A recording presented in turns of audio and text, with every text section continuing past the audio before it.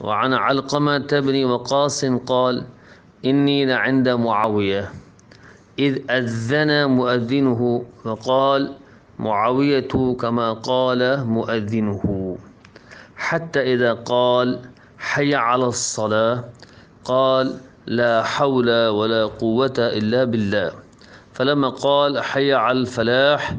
قال لا حول ولا قوة إلا بالله العلي العظيم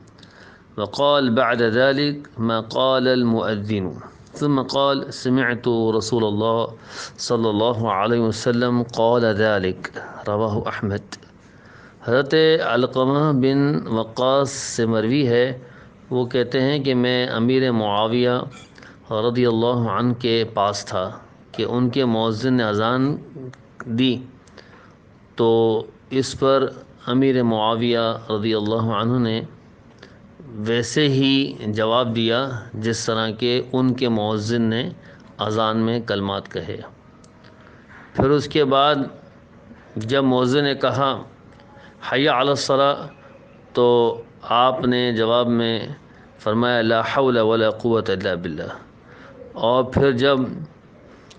مؤذن نے کہا حی علی الفلاح تو اس کے جواب میں آپ نے فرمایا لا حول ولا قوت الا باللہ العلی العظیم، اور پھر اس کے بعد آپ نے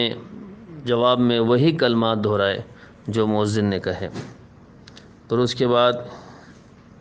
انہوں نے یہ بھی فرمایا کہ میں نے رسول اللہ صلی اللہ علیہ وسلم کو اس طرح فرماتے ہوئے سنا ہے۔ اسے احمد نے روایت کیا ہے، امام احمد نے روایت کیا ہے۔ تو اس حدیث شریف سے معلوم ہوا کہ اذان کا جواب میں اذان کی کلمات جوں ہم سنیں ویسے ہی دہرا دیں، اور حی علی الصلاۃ حی علی الفلاح کے جواب میں لا حول ولا قوت الا باللہ کہیں۔ اور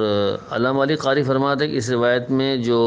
حی علی الفلاح کے جواب میں العلی العظیم کے کلمات جو زائد آئے ہیں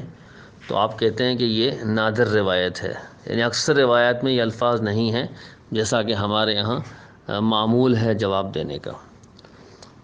اللہ تعالیٰ سے دعا ہے کہ اللہ سبحانہ تعالیٰ ہمیں اذان کا ادب کرنے اور اس کے کلمات کا جواب دینے کی توفیق عطا فرمائے۔